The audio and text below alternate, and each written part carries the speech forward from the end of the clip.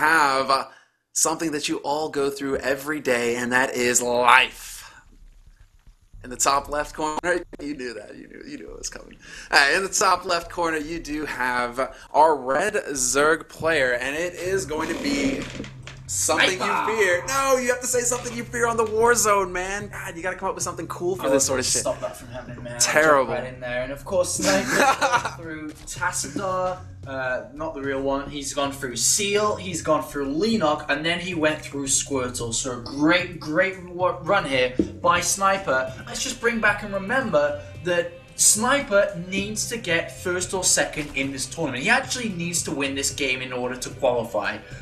So this is a very important game for him. His opponent, though, has gone through a lot of decent players as well. Life, who's gone through players such as SC, may not be one of the best Terrans anymore, like he used to be. He had a lot of medical problems, actually. He went through MVP Finale and also Revival, and then just an hour ago or so went through Anori as well.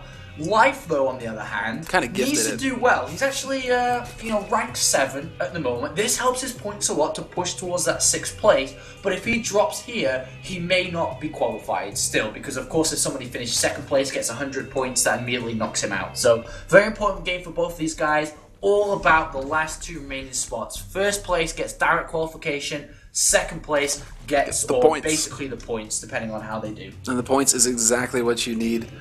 Well, the point system is actually fairly cool. It's something that's actually going to give a lot of chance for some people in there. So, if you can't directly win a tournament, you still have a chance to make it to New York. So that's going to be fantastic. One of the guys that it's really helped out a lot is Hack. StarTale's Hack is a good, really, really good Terran player, but he doesn't get the same spotlight as other Terran players does because he's not winning the GSL. He's not in Code S all the time, and at the high levels of Code S, should I say. And he actually was the leader of the board, so great to have him there qualifying through. But we do have, of course, spawning pool, gasless, into an expansion here. Neither of these guys is going to be doing anything aggression early on with no gas, no extractor down, so it's going to be a slow game to begin with.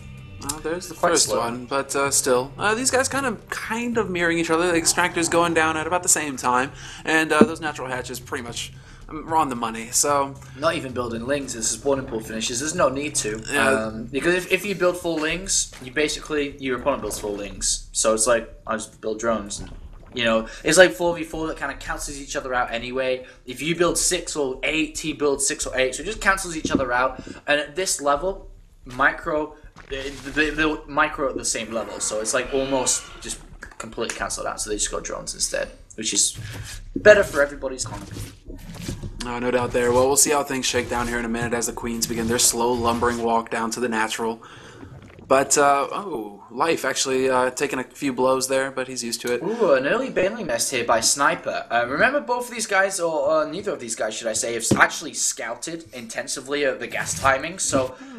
And actually, that's a cool thing there, because he waited for that Overlord to get cleared out. We had Life, he sent the Overlord in there trying to get a little bit more scouting information, and that didn't go down until immediately after that Overlord cleared. And because of none of them have actually got scouting information, we don't know if speed or bailing nest is coming for the other opponent. So the bailing nest here is actually defensive. It's 2 bailings being morphed pretty much immediately with a spine crawler. Not aggressive at all. Compared to his opponent's actually gone speed. So in terms of builds and where people are in this game, Life does have a lead because Sniper's playing safer.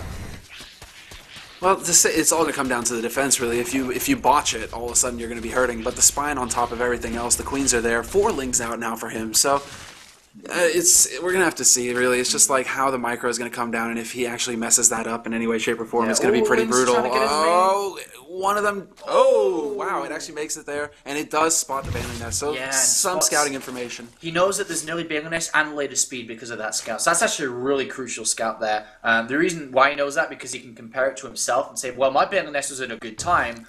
Your bailing nest was first, your speed was later on, so he knows that, and immediately starts a layer saying, you can't attack me. You've gone early bailings. You haven't got speed, so I'm just going to go layer because you can't do anything until you have speed, which is a very long time away. I've got a bailing nest of my own, so Life just going straight up here. And, I think that's a great decision for what he scouted. Now, as far as what could follow this up, okay, well, I was about to ask you, but...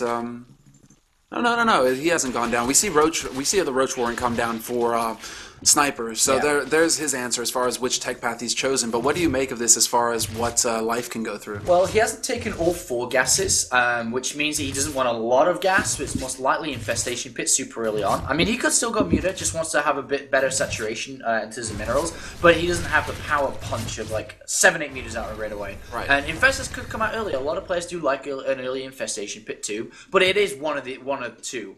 And we're about to find out, I guess, early on here. What are you going to choose, Life? Guess nothing at the moment, man. He hasn't like gone for early roach speed. That's like that's not what that's about. But we're about the 3rd gas now. Be mine. 4th gas on the way. Still no decision made from Life. This is very interesting, actually. He's got the gas. He's got the gas. Should he decide to do something about it? Unless he just, I don't know. It's kind of weird that he hasn't actually put anything down immediately. Otherwise, why would you straight away rush to lair? Which is a little bit weird. He's just gone for roach speed and just +1 attack. Nothing so far. And look, his opponent, who had a later layer, has an earlier Infestation Pit. And he's actually got roach speed at basically the same time as well. So he's actually ahead in roach speed. So the one advantage is that could have been gleaned. The thing is, I would never, ever, ever say that Life made a mistake. I wouldn't be like, no, you just forgot. No, that's stupid. Life was like so good in this matchup where he decided to get a later Infestation Pit and get an earlier 3rd base. It's like his decision, his choice here. Early roach speed was his option, his decision, and I respect the crap out of both of these guys, and especially Life, who has shown the best services that I've seen in a very, very long time here. Who's actually denied his opponent's 3rd there with a Ling. Has full scanning information with an Overseer as well, scanning out his opponent's Infestation Pit. And when both players go Infestors, it does turn into a little bit of a slower game depending on who drones and who doesn't. Because both of them right now could use that 3rd base, or Life could use that 3rd base, as a macro hatch. And likewise could Sniper, unless we see drone production start up again.